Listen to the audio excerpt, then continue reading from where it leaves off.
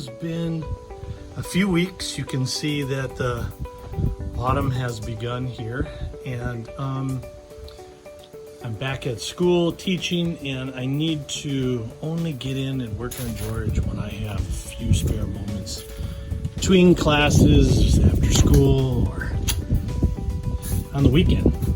But I'm excited in that I finished his insulation. Used rigid foam insulation all the way around, and it is 2 layers of 3/4 inch. So I'm able to run the wiring in between. There's a 1/4 inch space.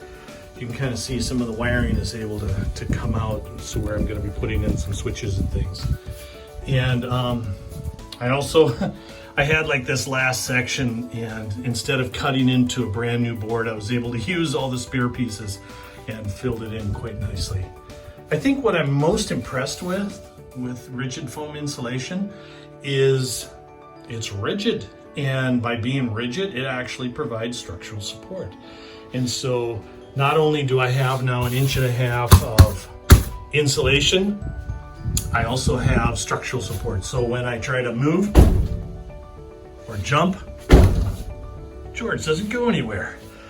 Compared to when I was first working on these walls last summer, this is amazing how much stronger and more supportive these walls feel. Everything feels locked together, and I'm ready to put on wall paneling. All right, it has been a powerful day, literally. I've been wiring like crazy, and I'm using 12 gauge wire coming up from, this is going to be my central electrical hub right here. So I have my my depth finder battery, testing things and running 12 gauge wire through the walls. The awesome thing I figured out is that with having 2 layers of insulation, I can actually run the layers easily, or the lines easily between the layers, and I can attach my puck lights and my switch LEDs and my fan. And for example, I have just to test my switch LED. Here we go. I've got 3 of those. I'll have one here, I'll have one here, and then I have another one in the back. This is where the bed will be, so a little bit less light in the back compared to the front. When I swap that out, see if I can do this one-handed.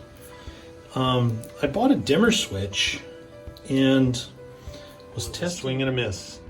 But this new one on, and we have power, we have lights, and the dimmer switch is working beautifully. Very simple, very straightforward. So my lights are bright and dimming. Doesn't go all the way down to 0, but that's okay. I can live with just a dim light. But the most important thing is that now with the switch and all the lights wired, and you know, my little ice fishing 12-volt battery allows me to test all the circuits. We're good to go. George is gonna get his inside skin.